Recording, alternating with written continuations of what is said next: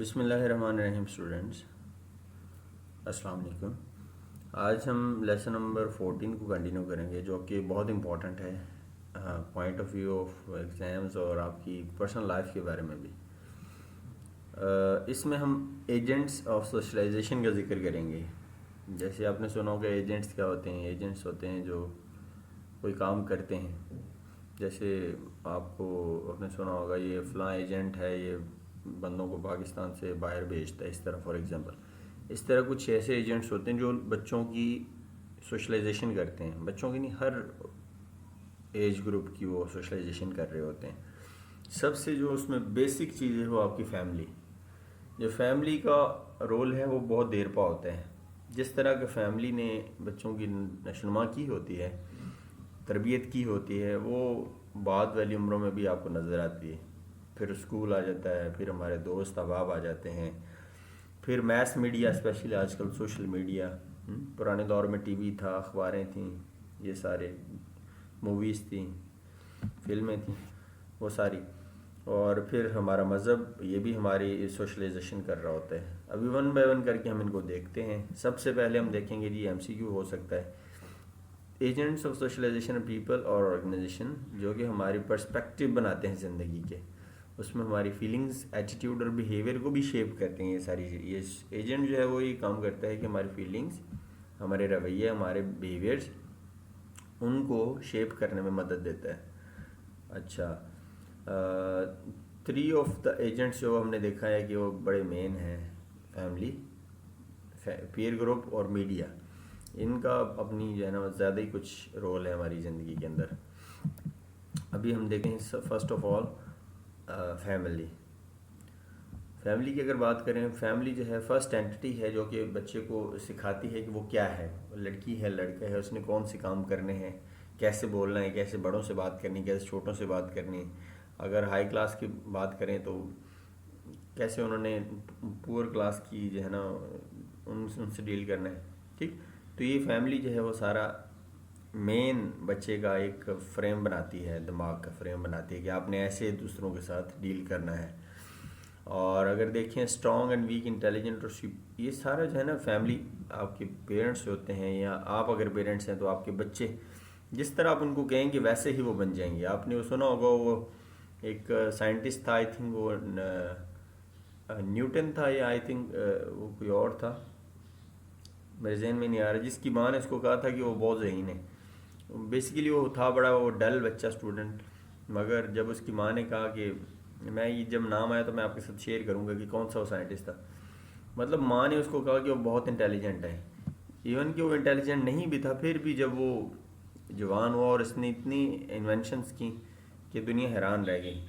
ठीक, तो जो माँ बाप का रोल होता है, जो फैमिली का रोल होता है, बहुत इंपॉर्टेंट होता है बच्चे की सोशलाइजेशन के अंदर। फैमिली और सोशल क्लास, फैमिली और सोशल क्लास की इसमें हम बात करें, हमारा नाम आपने सुना होगा मिडिल क्लास, सुना है ना, upper class, working class, blue collar, ये सारी जो हैं क्लासेस हैं। तो वर्किंग क्लास पेरेंट्स, मतलब जो काम करती हैं माएँ या उनके बाप भी बच्चे, उनका जो वो वाले पेरेंट्स होते हैं, are primarily concern that their kids remain out of trouble, कि वो चाहते हैं कि हमारे बच्चे के ऊपर कोई मुसीबत ना आए। ठीक है, ये वर्किंग क्लास की वाली सोच है। They frequently use physical punishment as form of discipline, वो मारपीट भी कर जाते हैं जब उन्होंने बच्चों को सुधारना हो। जबकि इसके मुकाबले में अगर देखें जाए, middle class parents place more of N emphasis on encouraging their kids curiosity, self expression and self control. जबकि मिडिल क्लास जो है वो क्या करते हैं, बच्चों के अंदर उभारते हैं क्यूरियोसिटी को, वो खुद इजहार कर सकें अपने जो उनके अंदर है और अपने ऊपर वो कंट्रोल कर सकें। ये किन की सोच है, ये मिडिल क्लास पेरेंट्स की सोच है।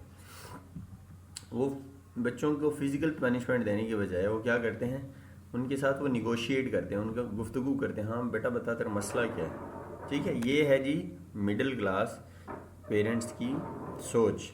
नेक्स्ट हमारे पास अगर देखें, in the sphere of work he discovered the solution, blue collar employees frequently receive detailed instructions. मतलब जो ब्लू कॉलर होते हैं, जो मैनेजर्स की पोस्ट पे होते हैं, वो इंस्ट्रक्शन उनको मिलती हैं, दे एम्फसिस कंप्लायंस, और वो नीचे जो है ना इंस्ट्रक्शन दे देते हैं कि आपने ऐसे काम करना। They emphasis compliance because they want their children to live similar life to their own, Parents from middle class, in contrast, have jobs that require more initiative and they raise their kids to have the trait they value. मतलब वो जो middle class होते हैं वो चाहते हैं कि बेटा तू थोड़ा ना दुनिया में लड़ने के काबिल हो जा, ठीक. Kohn was curious as to why some working class parents behave in a more middle class manner and the opposite is also true. अच्छा, वो उसने कहा है कि जो वर्किंग क्लास पेरेंट्स हैं ना वो भी अपनी बच्चों की तरबियत मिडिल क्लास की तरह ही करना चाहते हैं. मतलब उनके अंदर क्यूरियोसिटी उभारना और उनको सेल्फ कंट्रोल सिखाना, ये सारी चीज़ें. तो जो ज़्यादातर अप्रोच इस्तेमाल की जाती है, many professional adopt to middle class approach. तो ये जो है ना इसकी लुबे लबाब है इन सारे पैराग्राफ. आगे है हमारे पास नेबरहुड. अभी आपको पता है कि नेबरहुड भी बहुत हमारे ऊपर असरअंदाज होता है. जिस तरह के हमसाए हों वैसे ही बच्चे हो जाते हैं. तो लोग चाहते हैं कि हमारे बच्चे जो हैं किसी गलत हमसाए के घर ना जाएं, अच्छे वाले हमसाए के घर जाएं. तो ये नेबरहुड का ये वाला होता है अपना इफेक्ट. स्कूल जो है वो सेकंड एजेंट ऑफ सोशलाइजेशन है. वो बच्चों को ना सिर्फ पढ़ना लिखना सिखाता है जबकि वो और बहुत सारी चीज़ें सिखा रहा होता है. बच्चे जो है ना वो देखते हैं कि मैं कोई जो है वो जब स्कूल में जाते हैं तो टीचर के लिए तो सारे बच्चे बराबर होते हैं. तो बच्चा देखता है कि यार दुनिया में जो है ना बराबरी का सलूक होना चाहिए. मतलब इस तरह की चीज़ें जो कि ज़ुबान से नहीं कही जाती मगर वो माहौल सिखाता है. वो कहाँ से सीखते हैं बच्चे? स्कूल से सीखते हैं. बच्चों को पता चलता है यार अच्छा ये जो रेसिज्म क्या है, ये जो है ये डेमोक्रेसी क्या है, इनजस्टिस क्या होता है, ऑनेस्टी क्या होती है, ये सीक्रेट कैरिकुलम से उसको पता चलता है. ठीक, सीक्रेट कैरिकुलम ये होता है कि जब आप, मैं एग्जांपल देता हूँ, स्कूल में जब स्कूल की जो बुक्स होती हैं उसमें जो बच्चों की बुक्स होती हैं उनमें एक लड़की बनाई होगी, उन्होंने एक लड़का बनाया होगा. उससे क्या एक मैसेज मिल रहा है बच्चे को कि इक्वालिटी का कंसेप्ट. अगर लड़की स्कूल जा रही है तो लड़का भी स्कूल जा रहा है. ठीक है. तो इस तरह सीक्रेट कैरिकुलम के अंदर बच्चों की एक सोशलाइजेशन हो रही होती है, बच्चों को सिखाया जा रहा होता है. ठीक है. और बच्चों को हिब्बुल वतनी के जो है एक चीज़ उनके अंदर की जाती है और इंस्टिल की जाती है और डेमोक्रेसी और जस्टिस वगैरह की चीज़ें सिखाई जाती हैं. वेल्दी पेरेंट्स जो होते हैं वो अपने बच्चों को क्या करते हैं, हायर जो प्राइवेट स्कूल है वहाँ पे भेज देते हैं. जबकि जो पुअर पेरेंट्स हैं और जो मिडिल क्लास पेरेंट्स हैं वो जी अपने पब्लिक स्कूल में बच्चों को भेजते हैं. तो blue collar families teach their children that few of their kinds will become professional और लीडर्स. मतलब जो ब्लू कॉलर होते हैं वो बच्चों को फिर लड़ना सिखाते हैं कि आपने कैसे फाइट करना है, आपने कैसे इस दुनिया के अंदर सरवाइव करना है. ठीक है. ये थी हमारी स्कूल की जो ना सिर्फ इंटेंशनली बल्कि अनइंटेंशनली बच्चे सीख रहे होते हैं बुक से हट के. पीर ग्रुप जो है वो एक उसका अपना रोल है. दोस्त जो है वो आपके बन जाते हैं, उनका एक अपना प्रेशर होता है. वो अपनी तरीके से बच्चे एक दूसरे से सीख रहे होते हैं. उनको पता चलता है हम किस सेक्स के हैं, हम लड़की हैं लड़का हैं, हमारे रोल्स क्या हैं, हमने किस तरह कपड़े पहनने हैं, कैसे बात करनी है. ये सारा कौन करते हैं? पीर ग्रुप करता है.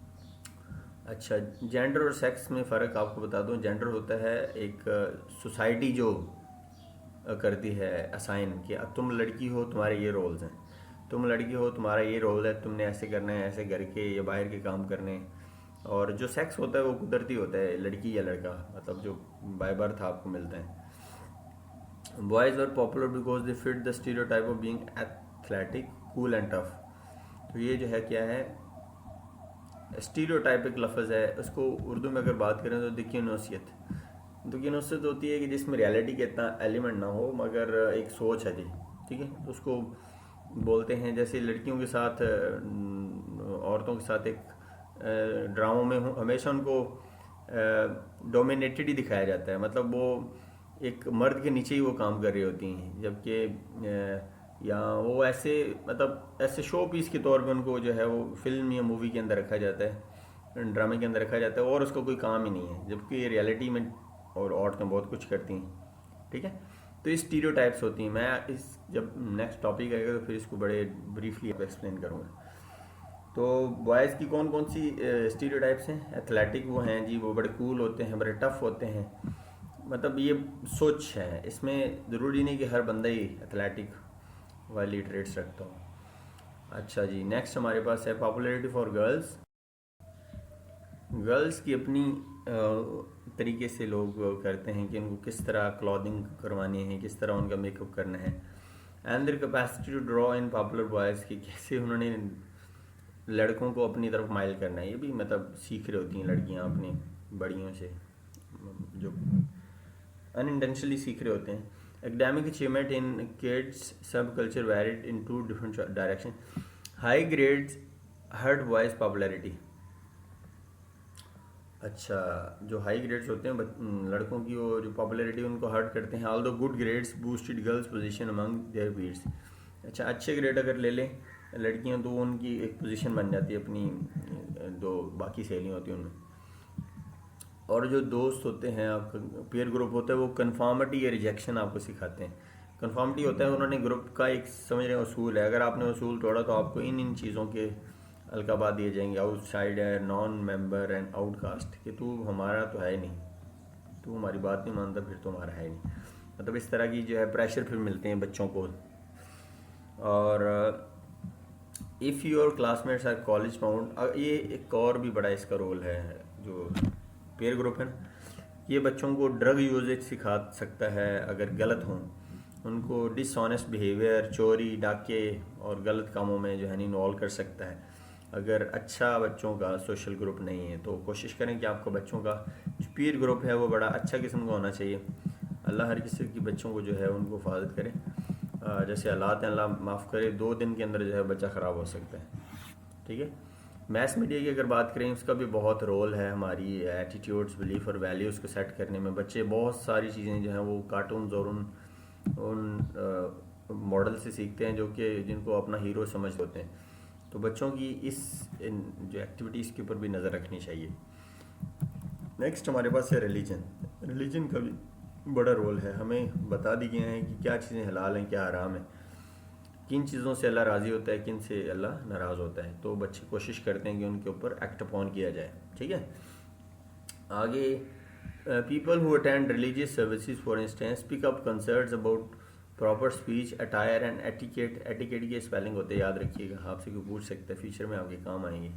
Etiquette, ETIQUETTE, for formal events in addition to their views about the air after life. Participants' experience in congregational life also give them a sense of identity and sense of belongingness. Congregational वही जो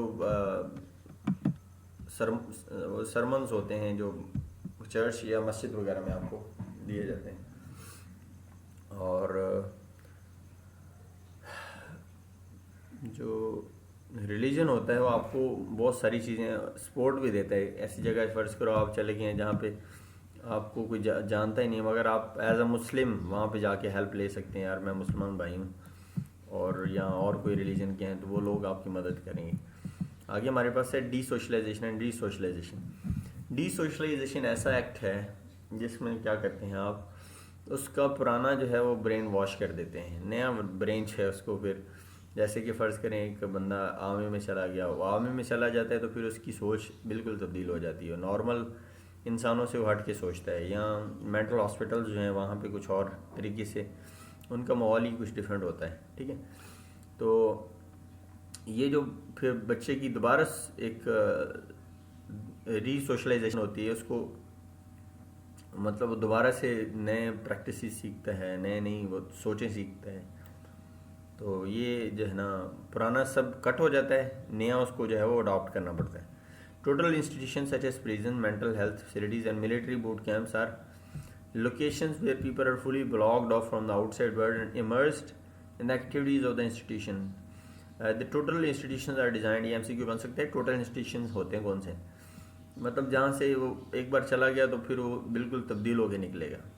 Total institutions are designed to re-socialize people with new beliefs, attitudes and behavior that are thought for the institution while de-socialization people from their formal identities. मतलब जो पुरानी सोच है उसको डीसोशलाइजेशन कर देना और जो नई सोच को वो पैदा कर रहे हैं उसको रीसोशलाइजेशन कह रहे हैं। Desocialization is a practice of eliminating a persons जो formal belongingness, attire and hair cut while establishing a uniform setting in which everyone is treated equally. तो डी सोशलाइजेशन मतलब जैसे डी पेंट कर देते हैं, पुराना पेंट उखड़ जाता है, नया पेंट के लिए रेडी हो जाता है बंदा, इस तरह डी सोशलाइज हो जाता है। पुराने उसके दोस्त अब आप कट जाते हैं, उसके हेयर स्टाइल जो थे वो कट जाते हैं, और वो एक नया एक समझ लो कि एक सब्जेक्ट ऑब्जेक्ट बन जाता है। तो experience of those who join cults or start psychotherapy are considered more significant since they pick up ideas that are at odds with the socialization they had previously। तो लोग ये कभी कभार ये एज एक्सीडेंटली बंदे को भी इसका ये ज़रूरत पड़ सकती है डी सोशलाइजेशन री सोशलाइजेशन की। थोड़ा मुश्किल होता है, फिर इंसान उसके साथ और सीख जाता है उसको कैसे आपने डील करना है। टोटल इंस्टीट्यूशंस के ऊपर और बात करते हैं। Few of us actually feel that potter socialization forces like sociologist Erwin Goffman referred to as a complete institutions।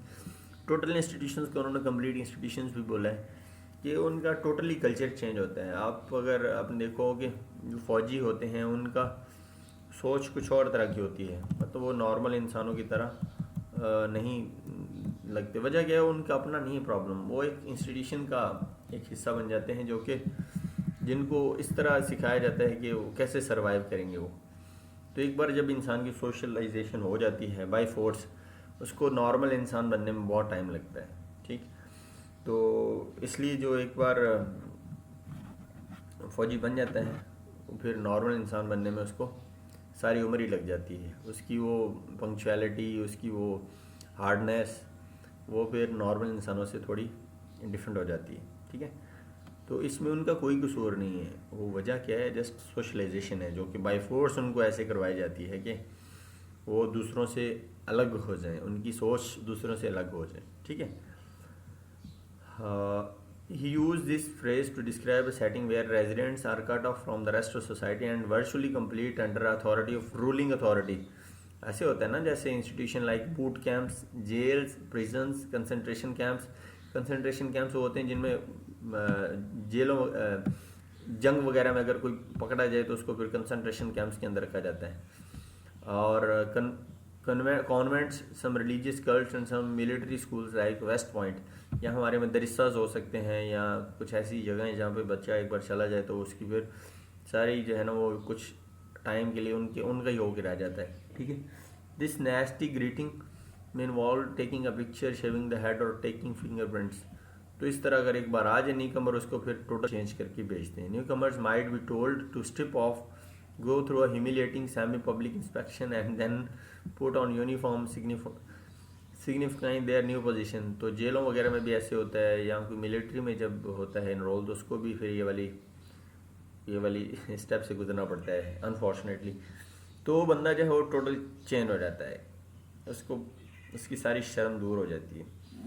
तो वो कहता है कि हम बस कुछ भी नहीं है, बस ख़त्म है सब। तो ये मतलब एक उन्होंने रूल बनाए हुए हैं, तो we can not say anything. मगर ये कि डी सोशलाइजेशन जो है एक बार अगर हो जाए किसी की तो फिर उसको नॉर्मल बनने में बड़ा टाइम लगता है। इस तरह हमारा ये चैप्टर ख़त्म हुआ। इंशाल्लाह हम नेक्स्ट चैप्टर में मिलेंगे, तब तक के लिए ख्याल रखिएगा। अल्लाह हाफिज़।